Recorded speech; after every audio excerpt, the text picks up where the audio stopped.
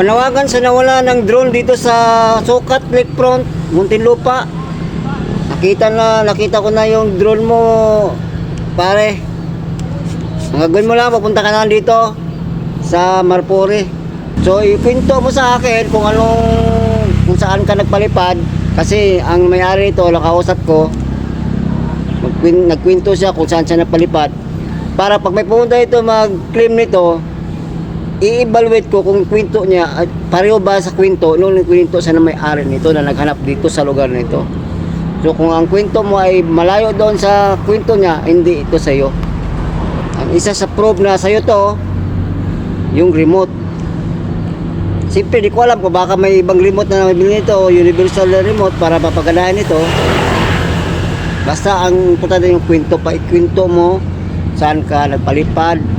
Kasi i-evaluate ko kung saan ka nagpalipad kasi kwento na rin yan sa akin.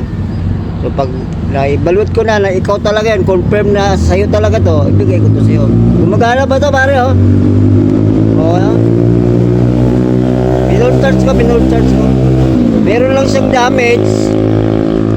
Ito. Hindi ko na ikwento ang kwento mo.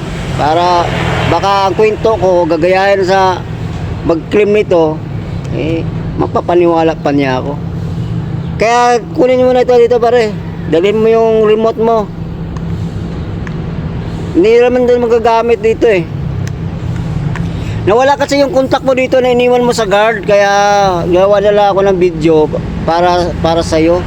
Kasi yung iniwan mong number sa guard, wala na, itapon na daw niya eh. Hindi na namin makikita. Kaya hindi ka namin makunta. Kaya ginawa ko na lang ang video dito. Kaya okay, punta ka na dito. Thank you for watching.